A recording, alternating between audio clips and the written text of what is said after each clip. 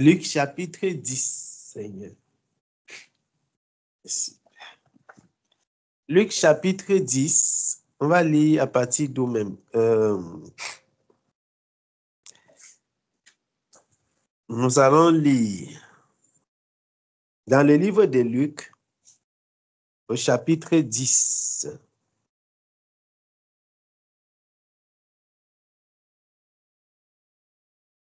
À partir du verset 25. Non, pas du verset 25 même. On va lire à partir de... Oui, le verset 25. On peut lire à partir du 25. On va lire jusqu'au verset 37. Verset 25 à 37. Luc chapitre 10, du verset 25 à 37. Un docteur de la loi se leva et dit à Jésus, pour l'éprouver, Maître, que dois-je faire pour hériter la vie éternelle? Jésus lui dit, qu'est-ce qui est écrit dans la loi? Et qui lis-tu?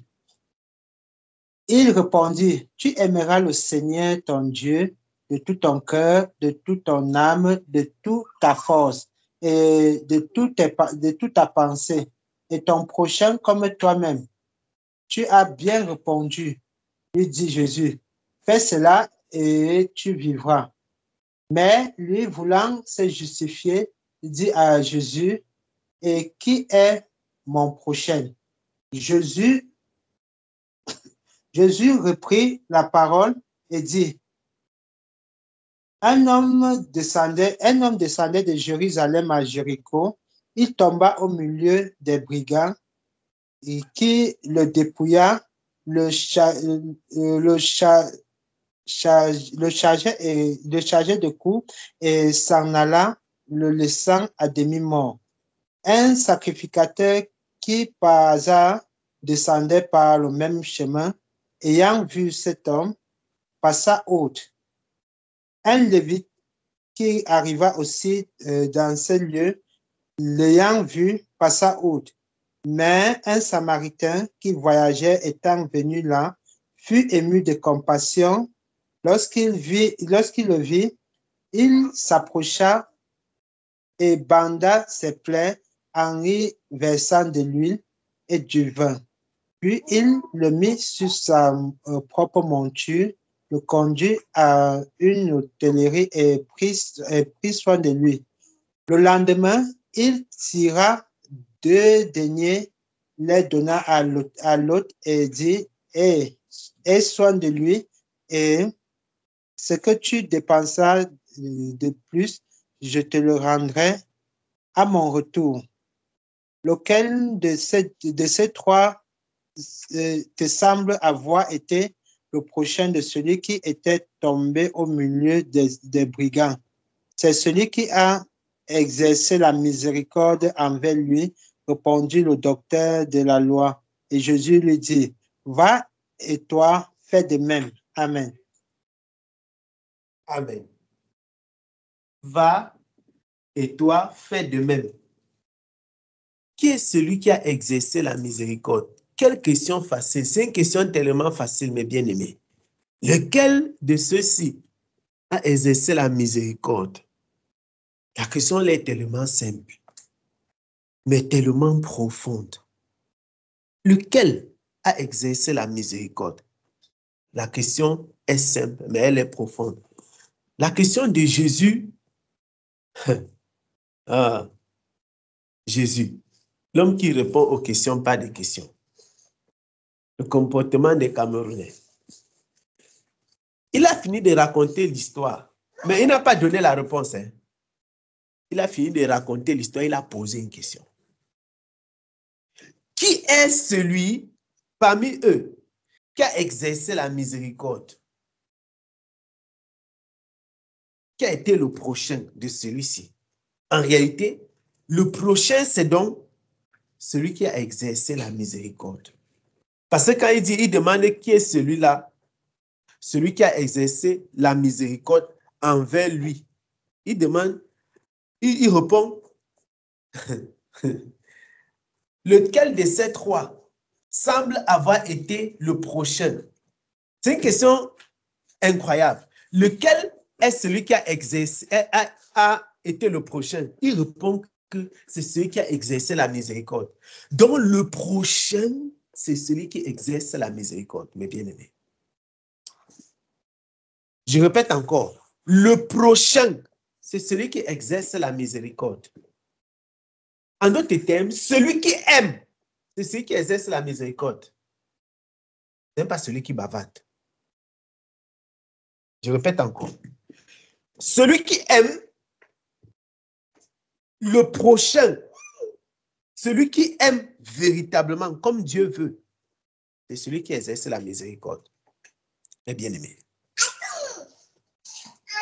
J'aime tellement comment Jésus a révélé la nature de l'homme. Et je me suis moi-même vu dans ça, dans ce texte-ci. J'ai dit, ah Seigneur, nous les hommes, les humains, aie miséricorde de nous. Qui est celui qui était le prochain de cet homme? Il dit que c'est celui qui a exercé la miséricorde. En d'autres termes, le prochain exerce la miséricorde. Point final. Le prochain exerce la miséricorde.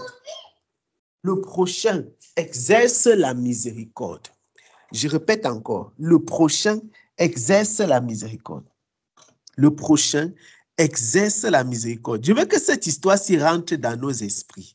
Le prochain de quelqu'un, c'est celui-là qui exerce la miséricorde, mes bien-aimés. Ton prochain, c'est celui qui exerce la miséricorde envers toi. Et tu es le prochain de celui à qui tu as exercé la miséricorde. Ou alors pour qui tu as exercé la miséricorde. On ne peut pas seulement dire qu'on est des frères, on est des sœurs, on est des bien-aimés. Mais on n'exerce pas la miséricorde. On ne peut pas le dire. La miséricorde, ce n'est pas... Ou alors être le prochain de quelqu'un, ce n'est pas une affaire de déclaration. C'est une question d'œuvre, d'acte qu'on pose. C'est une question d'œuvre, d'acte qu'on pose. Acte qu'on pose. Acte qu'on pose.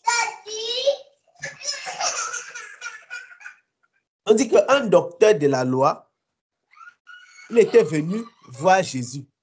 En réalité, le but de cet homme-ci, c'était d'éprouver Jésus. C'est ce que l'Écriture dit. C'était d'éprouver Jésus. Son but, c'était d'éprouver Jésus. Il voulait mettre Jésus dans les problèmes. Comment on peut dire, comment on dit au quartier? Il voulait mettre Jésus dans les problèmes. Il est venu demander à Jésus que qu'est-ce que je dois faire pour hériter de la vie éternelle? Donc, tu sais que la vie éternelle existe. Et tu sais qu'il faut faire quelque chose pour avoir la vie éternelle. Hein? Jésus lui demande, qu'est-ce qui est écrit dans la loi? Il a cité la loi. Jésus lui a dit que tu as bien répondu. Tu as bien répondu. Il dit que fais cela, tu vas vivre.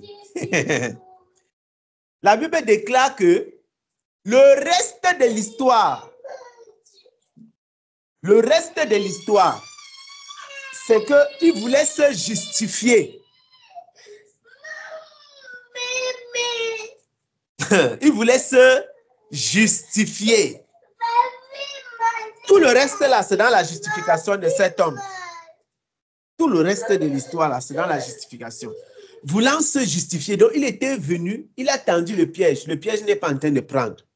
Comment est-ce que je peux faire pour entrer dans le royaume, pour avoir la vie éternelle? Jésus lui demande qu'est-ce qui est écrit dans la loi. L'homme qui répond aux questions par les questions.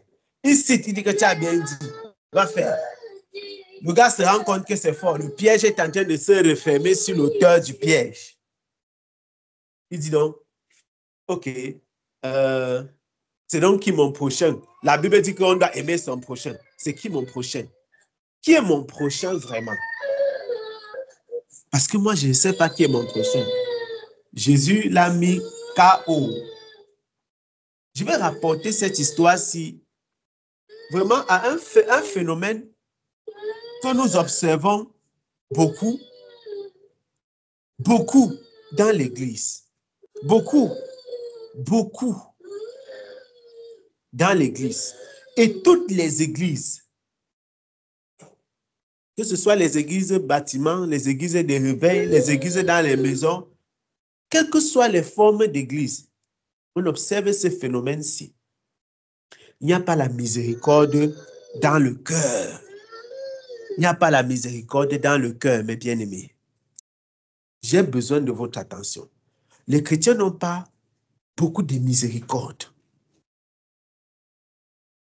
On n'en a pas beaucoup. Les chrétiens n'ont pas beaucoup de miséricorde. Les chrétiens n'ont pas beaucoup de miséricorde. On n'est pas autant miséricordieux que notre Seigneur. Je vais prendre un exemple banal.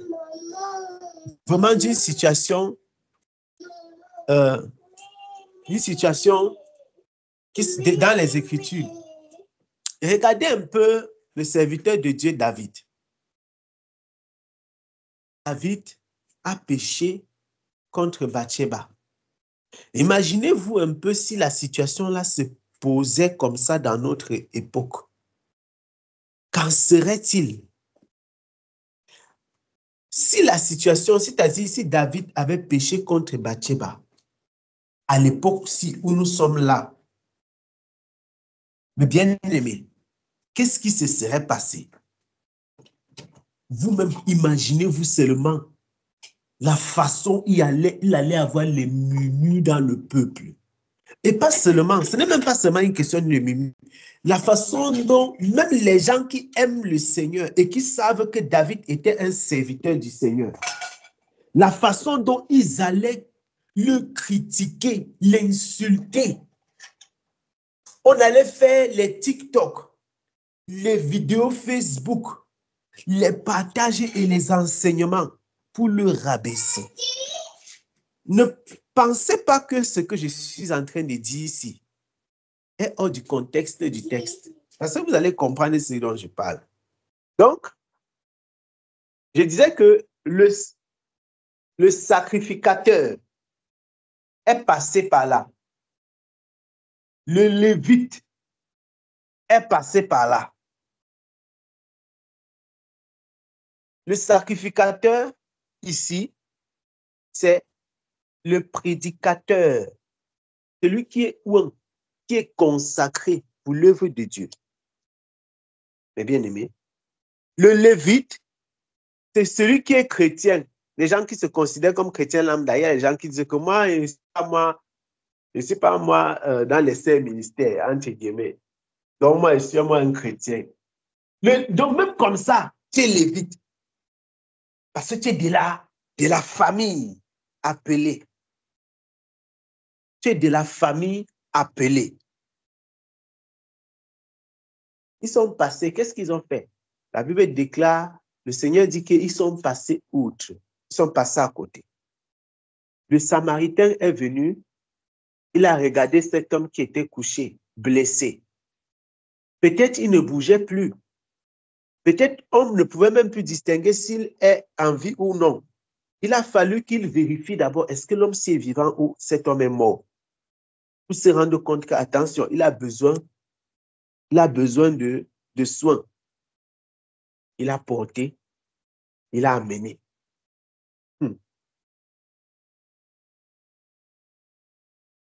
L'Église de notre temps, mes bien-aimés, doit travailler la miséricorde. Nous avons besoin de travailler la miséricorde. Lorsqu'un chrétien pêche dans notre époque-ci, je vous assure que c'est une chose, la façon dont les gens tirent sur lui, tu comprends, il n'y a pas d'amour dans les cœurs. Et quand je dis la façon dont les gens tirent sur lui, les gens tirent sérieusement. Lorsqu'un chrétien commet une faute, je dis bien commet, je ne parle même pas, je ne veux même pas citer les cas où on calomnie seulement les gens. Je prends l'exemple seulement où quelqu'un a vraiment commis une faute. Ce n'est pas que non, il a même commis une faute, vrai, donc il a commis un péché. Il doit se repentir. La façon dont les gens, les chrétiens, commençant par les sacrificateurs, donc par les pasteurs, la façon dont ils le livrent à la vindicte, c'est quelque chose qui fait froid au dos. La façon dont les chrétiens le livrent à la vindicte, c'est quelque chose qui fait froid au dos, mes bien-aimés. Je vous assure, il n'y a pas de... La compassion a vraiment disparu de notre milieu. Sinon, il y en a très peu. Peu de compassion, peu de miséricorde. Dans cet enseignement, dans cette histoire de Jésus, il y a un enseignement que je voudrais partager avec nous, vraiment concernant la miséricorde au milieu de nous les chrétiens. Et c'est caché dans cette histoire. Celui qui s'est fait attaquer par les bandits, c'est exactement comme un frère ou une sœur au milieu de nous qui se fait attaquer par l'ennemi. Chacun d'entre nous est monitoré, mes bien-aimés. Chacun d'entre nous peut être attaqué par le malin de façon terrible. De façon terrible. De façon, on te dit que non, tel frère a fait ceci ou bien telle sœur a fait cela. En réalité, le frère en question, c'est vrai, il a vraiment fait ça et il regrette. Mais comment est-ce que tu vas réagir? Est-ce que tu vas prendre ta caméra pour partir sur TikTok? Est-ce que tu vas partir rencontrer d'autres frères et d'autres sœurs pour calomnier la personne? C'est ce qui se passe dans les églises. Est-ce que tu vas partir prêcher dessus? Parce que même comme les prédicateurs, en tant que prédicateur, pour dire que vraiment celui-là, c'est un faux frère. Pourtant, tu savais que c'était un fils, mais il est tombé comme David. Et tout le monde peut tomber. Comment est-ce que tu vas faire? Les chrétiens manquent beaucoup de miséricorde. Beaucoup de miséricorde. Beaucoup de miséricorde. Il y a même un exemple. Un exemple simple, banal et récent que vous connaissez. Vous avez vu le pasteur Marcelo qui a perdu son épouse. Qui sont les premiers, mes frères? Qui sont les premiers à l'avoir accusé? Qui sont les premiers à l'avoir accusé? Est-ce que c'est les païens ou les chrétiens? Ce sont les chrétiens. Qui sont ceux qui ont parlé le plus de cette histoire avec passion, qui l'ont exposé à la vindicte? Ce sont les chrétiens. Qui sont ceux qui ont fait des vidéos, des refaits? Des chrétiens. Dernièrement, il y a eu un malentendu par rapport à l'histoire du mariage qu'il avait dit qu'il va se remarier. Qui sont ceux qui sont montés au créneau? Ce sont les chrétiens. D'ailleurs même, le pasteur est parti dans sa propre église. Dans sa propre église là-bas où il est pasteur, pour leur dire non, pardon, baissez le niveau. Les mères, ayez compassion de moi. Je ne suis pas en guerre contre vous. Je ne suis pas en guerre. Pourquoi? Parce que les chrétiens n'ont pas de compassion. Les chrétiens n'ont pas de compassion. Vous savez, mes bien-aimés, une chose, c'est lorsque quelqu'un commet une faute doctrinale et il y a des gens qui sont ordonnés par le Seigneur pour veiller sur la doctrine. Une autre, c'est quand quelqu'un commet un péché. Comment est-ce que les chrétiens doivent se comporter? Une chose, c'est que quelqu'un a commis une faute doctrinale. L'autre, c'est quelqu'un a commis un péché. Comment est-ce qu'il faut se comporter? Encore plus grave, quand quelqu'un se répand de son péché. Les chrétiens n'étiquettent pas les gens. Les chrétiens n'étiquettent pas mes bien-aimés. Les chrétiens n'étiquettent pas. Les chrétiens ne disent pas que l'homme qui fait comme ça, la femme qui avait fait comme ça. On n'utilise pas le péché pour étiqueter une personne. Ou alors les chrétiens ne devraient pas. Mais malheureusement, c'est une des choses que nous observons au milieu des assemblées chrétiennes. Les chrétiens qui marchent alors dans la sanctification, c'est grave. Ils sont toujours prompts pour juger. Vraiment, si le frère a fait ça, non, ça veut dire que ce n'est pas un vrai frère. Si la sœur a fait ça, non, c'est que ce n'est pas une vraie sœur. Est-ce que David était un vrai frère?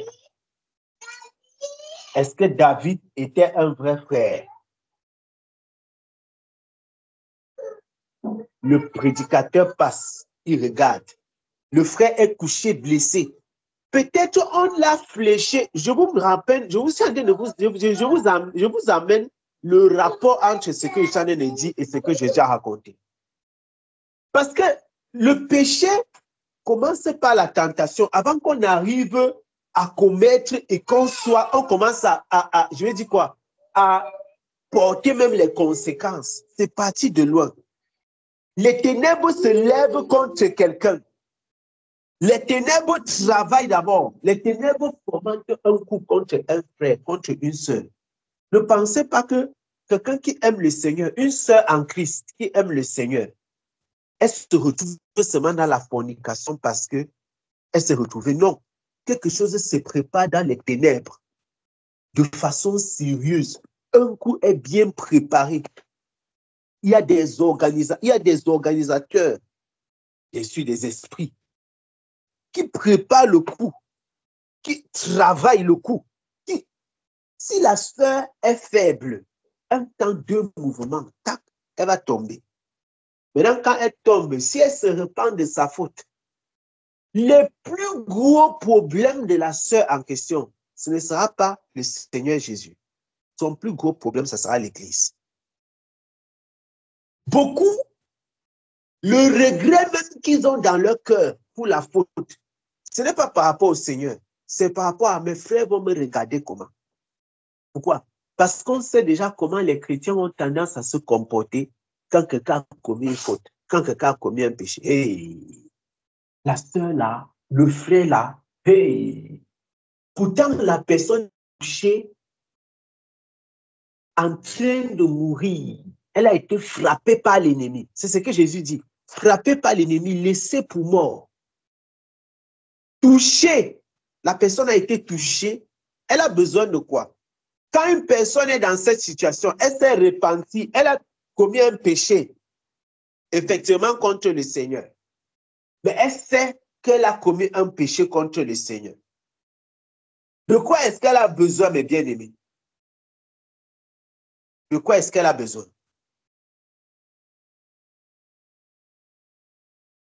De quoi est-ce qu'elle a besoin? Dites-moi. De compassion. De compassion, oui. Miséricorde aussi. Miséricorde. Le soutien et de l'amour. Le soutien. Et de l'amour. L'amour, oui. La prière. Amen. C'est ça que je cherchais. La prière. La prière. Le soutien. La compassion. La prière. Le soutien. La compassion. Vous avez cité beaucoup de choses. Vous voyez beaucoup de choses que quelqu'un peut avoir besoin quand il a été frappé et il est couché, blessé. Il a besoin de beaucoup de choses. Beaucoup, il y a beaucoup. On n'a pas fini, hein? Il a besoin de tout ça. Il peut même avoir besoin d'assistance matérielle. Comme cet homme a donné l'argent, il peut avoir besoin de tout ça. Mais il y a des gens que leur première pensée, quand quelqu'un commet un péché, leur première pensée dans leur esprit, c'est seulement que derrière l'apôtre Paul avait livré à Satan. Toi, tu connais quoi de l'histoire de livrer à Satan? Tu connais quoi de ça? Il y a des gens que comment tu vois la façon dont quelqu'un est venu de loin dans le péché et la façon il manque de miséricorde, tu dis que merde. Hey, Seigneur, heureusement que tu n'as pas donné à l'homme le jugement, ce qu'on est mort. Nous venons de loin, mais on n'est pas parti du même endroit. Il y a des gens qui viennent de très loin, mais la façon ils manquent d'amour. Quand même, tu dis que yé, mon frère, compassion, compassion, compassion, miséricorde, il faut donner de l'amour. Il faut être patient. Il faut être patient. Il faut être patient. Si tu ne peux pas, si tu ne peux pas pardonner quelqu'un, normalement, le péché que tu ne peux pas pardonner, tu ne peux pas juger. Je vous donne ici, je vous cite là, c'est un mystère spirituel, ce que je suis en train de vous dire. Le péché que tu ne peux pas pardonner, tu ne peux pas juger. Répétez ça dans votre esprit. Le péché que tu ne peux pas pardonner, tu ne peux pas juger. Je répète encore. Le péché que tu ne peux pas pardonner, tu ne peux pas juger. Et donc, par conséquence, le péché que tu es incapable de pardonner, tu n'as pas le droit de juger ça. Ah, Seigneur, ça c'est une... Mais bien aimé, j'aimerais tellement rentrer dans ce que je viens de vous dire là. Je répète encore, le péché que tu es incapable de pardonner, tu n'as pas le droit de juger ça. C'est un mystère spirituel, ce que Chanel dit ici. C'est un mystère. C'est la raison pour laquelle la vengeance et la rétribution viennent, c'est le droit suprême de Dieu. Parce que Dieu est capable de tout pardonner. Et c'est lui qui peut tout juger. Et quand je dis juger, c'est juger dans tous les sens du terme. En principe et dans les normes, mes bien-aimés, la première chose que tu devrais faire, la première chose qu'un chrétien doit faire, que tu dois faire lorsque tu apprends que quelqu'un a commis une faute, c'est est-ce que je peux pardonner ce genre de faute? Si tu sens que c'est fort, si on commet le genre de faute ci contre moi, j'aurais du mal à pardonner. En réalité, tu dois te repentir. Je répète encore, quand tu apprends que quelqu'un a commis une faute grave, mets-toi la personne à la place de celui qu'on a offensé et pose-toi la question de savoir si c'est vraiment à moi la faute si on avait commis. Est-ce que je peux pardonner? Si tu sens que ça bloque, tu dois te repentir. Parce que, en réalité, cette faute-là, ça peut être commis aussi à toi. Et quand tu sens que ça bloque, mon frère, en réalité, tu viens d'être, ton esprit et ta conscience viennent de te kick out, comme les anglophones disent. Ça vient de te jeter en dehors de tous ceux qui ont le droit de parole dans l'histoire là. Donc, toi, tu es hors de tout droit de parole dans cette histoire, à moins que tu sois apôtre ou prophète. Mais il ferme encore la parenthèse. Je répète ce que je viens de vous dire. Je dis que non. En réalité, vous n'avez pas la possibilité comme homme de donner même votre point de vue sur la faute que quelqu'un a commise. Quand vous sentez, alors vous n'avez pas le droit comme homme de donner votre point de vue sur un problème qui s'est posé entre quelqu'un et un quelqu'un, ou bien quelqu'un et Dieu. Si tu sens dans ton cœur que la faute, si tu ne peux pas pardonner ça, tu ne dois même pas ouvrir ta bouche pour parler de ce problème. Parce qu'en réalité, de la même façon que la personne peut être jugée, le fait que dans ton cœur, tu sois incapable de pardonner ce genre de faute, c'est un autre jugement que tu prononces contre toi. Et donc, beaucoup de gens, ils jugent. Quand ils disent juger, ils n'ont pas forcément besoin de dire que la personne-ci va partir en enfer, par exemple, par leur comportement, par leur manque de patience. Ils jugent. C'est ça. Ils jugent. Une sœur en Christ que tu aimais beaucoup, tu aimais la sœur. Tu entends? Il y a beaucoup de sœurs en Christ qui se sont séparées depuis que l'une des deux sœurs est tombée enceinte sans être mariée. L'amour est fini. C'est dissous comme du sel dans l'eau. Ça a disparu de la circulation. Et pourquoi est-ce que ça a disparu? Tu peux regarder dans le cœur. L'autre sœur qui marche toujours, entre guillemets, toujours, je mets bien entre guillemets, hein, parce que le fait que tu ne sois pas tombé enceinte ne veut pas dire que tu marches dans la sanctification plus que les autres. Non. L'autre sœur qui n'est jamais tombée enceinte et qui s'est séparée de l'autre, malgré que l'autre se soit repentie et qu'elle soit redevenue chrétienne, elle dit dans son cœur que maintenant elle a un enfant. Moi, elle ne peut pas marcher avec les filles qui ont les enfants. Donc, il a toujours des petites paroles, des petites choses qui montent dans son cœur, qui l'empêchent en effet de garder la même intimité, le même amour avec sa sœur en Christ qui était tombée dans le péché et qui s'est repentie. Je ne sais pas si on se comprend, mes bien-aimés. Dites-moi si on se comprend. L'autre façon de jauger notre capacité d'aimer et de pardonner, c'est de voir comment on se comporte envers les personnes après que leur repentance soit passée. Je vois que le frère Yannick ou la sœur a levé la main. Avant de vous donner la parole, j'aimerais avancer un peu, pardon, s'il vous plaît. Pardon. S'il te plaît, il faut... Ok. Il n'y a pas de problème, pas avancer. Même à la fin, il n'y a pas de problème. Ok, merci. Donc, mes bien-aimés, le pardon, c'est quelque chose qui manque.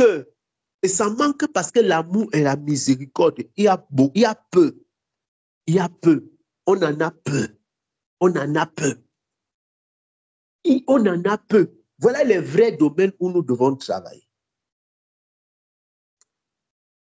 Le frère a été blessé. La sœur a été blessée. Le frère est tombé. La sœur est tombée, blessée. Les ténèbres se réjouissent. Les démons sont contents. Oh, le frère-ci qui marchait dans la sanctification, le voilà à terre. C'est la réjouissance dans le monde des ténèbres. La fille-ci qui était vraiment sérieuse, la voilà enceinte. Les démons sont encore... Ils n'ont pas fini de travailler. Hein. Ils sont encore en train de travailler dans la vie de la sœur en question. Parce que leur but, c'est de pousser le bouchon encore plus loin pour que la sœur en question, elle avorte. Donc, elle va ajouter à la fornication le meurtre. Mes frères, je vous parle des petites choses qui arrivent dans l'église. Mais, toi, la sœur en Christ, qui est dans la sanctification, toi, le frère en Christ, qui est dans la sanctification, au lieu de fléchir le genou, prendre des moments de prière, prendre des moments de jeûne pour ton frère ou ta soeur. Quand tu vas rencontrer l'autre frère ou bien l'autre soeur, la seule chose que vous allez vous dire, c'est « Maman, tu as appris ça? Hey, telle personne est enceinte. Seigneur, la vie si est. Les chrétiens de maintenant, c'est même quel genre de christianisme même. Hein? Tu as appris vraiment, vraiment. Donc, on peut faire comme ça. Donc, la fille là faisait seulement Elle chantait à la chorale comme ça. Donc, la fille là, elle a une belle voix comme ça. Donc, on peut faire comme ça que peut-être qu'elle vivait avec le gars là depuis. Oh, en réalité, peut-être si on peut regarder, elle a commis la faute une fois. Je ne suis pas allé dire que c'est toujours le cas. Je dis que ce n'est pas dans tous les cas que ça arrive. Ce n'est pas exceptionnel de voir les gens, les filles qui tombent et puis elles tombent enceintes à l'instant. Ce n'est pas exceptionnel. Et ça, ce n'est qu'un exemple. Ou bien qui tombent même malades. Ou bien des frères. Ou bien même des hommes qui trompent leurs femmes. Ou bien des femmes qui trompent leur mari. Je prends le cas-ci parce que c'est l'un des problèmes, c'est l'un des péchés les plus stigmatisés dans l'Église. Les gens stigmatisent dans l'Église le péché sexuel, c'est l'un des péchés les plus commis. Et c'est l'un des péchés où il y a le plus de stigmatisation. Tellement les gens commettent un péché et ils jugent ça sévèrement sur les autres. Ils commettent le péché. Et quand ils ne commettent pas ça à l'instant, ils ont commis ça par le passé. Mais ils sont sévères envers les autres comme si ils sont des dieux saints et irréprochables. Quand c'est comme ça, mes bien-aimés, est-ce que nous pouvons avancer avec le Seigneur? On ne peut pas, mes bien-aimés. On ne peut pas. On ne peut pas. On ne peut pas avancer. L'Église ne peut pas avancer avec des cœurs pareils, mes bien-aimés. On ne peut pas avancer avec les cœurs pareils. Quand le sacrificateur passe, il regarde. Il ne dit rien. Où est ton frère? Où est ta sœur qui a péché? Quand tu regardes dans ta vie, mes bien-aimés, et j'aimerais que chacun d'entre nous puisse faire aussi cette observation et faire cet examen. Pendant que je parle, vérifie dans ta vie s'il n'y a pas un frère ou une sœur de qui tu t'es séparé depuis que la personne était tombée dans le péché et tu n'as plus jamais repris contact avec la personne pour savoir ce qu'il en est. Si c'est le cas, mes bien-aimés, je vous le dis, ce n'est pas une bonne chose. Ce n'est pas une bonne chose. Ce n'est pas une bonne chose. La seule raison biblique pour laquelle tu peux te séparer de quelqu'un qui a commis le péché, c'est lorsque quelqu'un commet un péché et il refuse de se repentir et il est content de vivre dans son péché et il demeure dans son péché ainsi. Voilà la seule raison pour laquelle tu peux te séparer de quelqu'un. Ça veut dire qu'en réalité, la personne n'avait pas connu le Seigneur. Vous voyez? La personne n'a pas été connue du Seigneur. La personne ne connaissait pas le Seigneur. Voilà la seule situation qui peut justifier que tu te sépares de quelqu'un. Quelqu'un a ouvertement, volontairement renié le Seigneur. Et il a dit que le péché dans lequel je vis là, je suis content de vivre dedans. Parce que c'est ça qui me plaît. Dans ce cas, la Bible ne dit pas que toi, tu dois aller au carrefour, dans les quartiers, bavarder, parler de la personne. Non. Encore, tu dois intercéder pour la personne en secret, mais ouvertement, tu dois te séparer d'elle. Vous comprenez? Vous voyez la différence entre les deux, mes bien-aimés. Ouvertement te séparer d'elle par rapport au témoignage de Christ.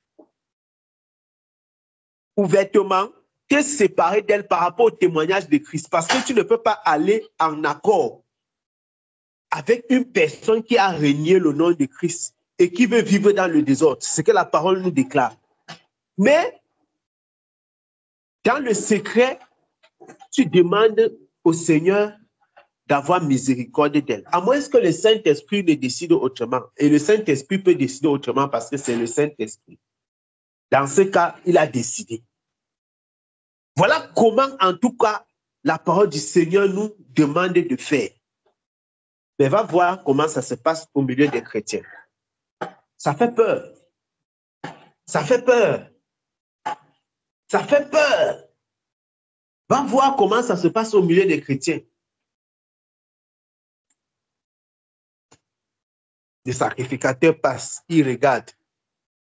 D'ailleurs même, il ne passe pas seulement à côté, il part raconter que telle personne est blessée, telle personne est touchée. L'étude biblique devient un partage sur la blessure de la personne. Okay. Voilà, allez voir comment telle sœur est touchée. Le moment de prière devient un moment pour parler de la personne. Mais qui a pris soin de ses plaies? Qui a pris soin de ses plaies? Qui a pris soin de la personne? Qui lui a montré de l'amour? Oui. Qui a pris soin d'elle? Qui lui a montré l'amour? Oh Seigneur, qui a montré l'amour à la personne? Qui a montré l'amour à la personne?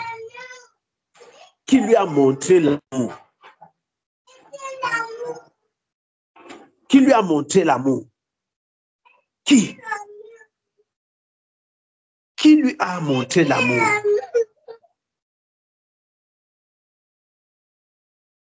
Le Samaritain. Or, la parole du Seigneur nous dit que c'est la condition pour être le prochain. Je dis que c'est mon frère, c'est ma soeur, c'est ton prochain. Il faut que tu démontres qu'il est ton prochain, vrai. Pas ta façon de l'aimer. Tu dois le démontrer. Et l'amour, ce n'est pas seulement quand les gens vont bien. C'est encore davantage quand ils vont mal, mes bien-aimés. L'amour, ce n'est pas seulement quand les gens sont en forme. C'est davantage quand ils sont malades. Quand ton frère ou ta soeur, je dis ton frère ou ta soeur dans la chair, est malade, tu pries pour lui. Tu l'aides. Parfois même, tu l'amènes à l'hôpital. Parfois même, c'est avec ton argent que tu achètes des médicaments. Je dis bien parfois même. Parce qu'il y a des gens que, vraiment, c'est grave. Quand quelqu'un que tu aimes, quelqu'un que tu estimes, a des soucis sur le plan, très souvent, vous vous manifestez. On se manifeste rapidement et promptement pour assister la personne. Beaucoup. C'est très courant. Mais quand le problème est spirituel, mes bien-aimés, subitement, les chrétiens font comme si il fallait que le ciel et la terre se rencontrent pour qu'ils manifestent le même amour. Qu'est-ce qui est plus grave? La maladie spirituelle ou la maladie physique? Qu'est-ce qui peut emporter une personne sérieusement? C'est ce qui est spirituel.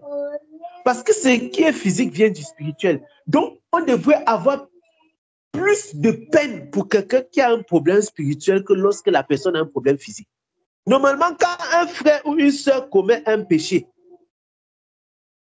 normalement, c'est plus, on devrait avoir plus de peine pour le frère ou la soeur en question. Plus de peine. On devrait avoir plus de peine, plus de douleur. De la même façon que tu assistes tes cousins, tes neveux, tes nièces, tes frères, tes oncles, tous les gens, quand ils sont malades physiquement, c'est aussi comme ça que tu devrais les assister quand ils sont malades spirituellement. Mais il y a des gens qui sont seulement en train de dire que oh, vraiment, celui-ci, d'ailleurs, même depuis le départ, c'était un faux frère. C'était une fausse soeur, ça. Hein? Une soeur qui fait telle chose. Ce n'est pas possible, ce n'est pas normal. Non, non, c'est inadmissible. C'est inadmissible. Vous voyez? C'est inadmissible. Non, non, non, on ne peut pas accepter ça. On ne peut pas. Tu as prié pour la personne. Si tu poses seulement la question, si tu as prié pour la personne, c'est combien de minutes? La question là, personne ne peut te répondre dans la salle. Depuis que la sœur là, depuis que le frère là a les problèmes que tu es en train de dire là, tu as pris combien de jours de jeûne pour lui? Silence radio. Mais c'est inadmissible. Est-ce que tu as déjà toi-même commis le péché si un jour, juste en passant, ou bien eu l'intention de le commettre avant de ne pas y parvenir? Ça, c'est une question qui peut tuer. J'ai un jour dit que celui qui n'a jamais péché lance la première pierre. Mon frère, c'était la débandade totale. Chacun a disparu de là. La Bible déclare qu'ils sont partis du plus vieux au plus jeune. Le détail là n'est pas pour rien, mes bien-aimés. Ce n'est pas pour le Saint-Esprit dit qu'ils sont partis du plus vieux au plus jeune. Mon frère, plus tu es âgé, plus ton intelligence est aiguisée. Donc, tu connais ta nature. Du plus vieux au plus jeune, les gars sont partis les uns après les autres. Ils ont disparu. Celui qui n'a jamais péché jette la première pierre. Dès qu'on a dit ça, mon frère, ils se sont battus. Chacun contre sa conscience. À l'instant, là, c'était la bagarre. Hein. Il y avait une terrible bagarre dans le cœur de chaque personne qui était debout là-bas. Mais la conscience a vaincu. Il n'y a pas eu un courageux. Il n'y a pas eu un courageux là-bas pour vaincre sa conscience. Celui qui n'a jamais péché, il jette la première pierre, mon frère. Chacun s'est regardé, lui-même, il a regardé son cœur. Il a dit que je ne peux pas me mentir à moi-même. J'ai déjà péché. Donc, on va renvoyer prochainement le jet de pierres. Et donc, toutes les pierres que tu jettes chaque jour là, tu jettes ça pourquoi? Est-ce que cette femme-ci est la dernière femme qu'on a lapidée à Jérusalem? Je ne suis pas sûr, mais bien aimé. Qu'on a voulu lapider, puisqu'on ne l'avait pas lapidée. Sûrement, après que Jésus ait fait cet acte ici à Jérusalem, les mêmes gens qui sont partis de là, un autre jour encore, ils vont voir quelqu'un et ils vont lapider la personne. Vous voulez les preuves? Je peux vous donner les preuves. Dans les Écritures, il y en a. Il y en a dans les Écritures, mes frères. Qui a lapidé Étienne? Qui a lapidé Étienne? Ce n'étaient pas les mêmes gens qui étaient là-bas à Jérusalem. Peut-être même parmi ceux qui voulaient lapider la femme, il y avait des gens qui étaient présents pour lapider. Et ça se passe après que vous vous situez dans la chronologie. Qui a lapidé, qui a voulu lapider Paul à maintes reprises? En tout cas, ils l'ont lapidé avant de ne pas réussir. Hein? Qui l'a fait? Mais Dieu, mon Dieu, mon roi. Oh Seigneur. Après avoir écouté comment Jésus a dit que celui qui n'a pas péché, il jette la première pierre. Les gars sont partis à l'instant. Mais un autre jour, ils ont recommencé les activités. Ils ont recommencé les activités. Que le Seigneur nous aide. Nous avons besoin de miséricorde, mes bien-aimés. On a besoin de miséricorde. Nous devons travailler la miséricorde. Nous devons travailler notre miséricorde. Travailler. Travailler. Quand je dis travailler, chaque jour, on doit exercer notre cœur à la miséricorde, mes bien-aimés, et à l'amour. Exercer jusqu'à ce qu'on repousse les barrières, repousser les limites, les frontières. On va repousser ça, repousser, jusqu'à ça va arriver où il y a la frontière de la miséricorde du Seigneur. On doit continuer à travailler. Il est inadmissible qu'une personne pour qui tu ne peux pas prier, une personne pour qui tu n'as pas prié, mais tu es en train de la juger. Ou alors tu es en train de la critiquer. Oui, de la critiquer. Tu es en train de la calomnier. Tu es en train de parler d'elle. Tu as prié pour elle.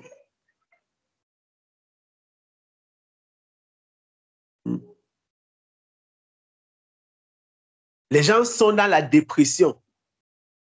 Ils ont dit, Seigneur, je sais que j'ai mal fait, mais je ne vois aucun chrétien revenir même vers moi. Vous me dites, ma soeur, mon frère, les gens dépriment dans les maisons. Les gens souffrent. Ils cherchent à l'horizon. Est-ce qu'un chrétien passe par là?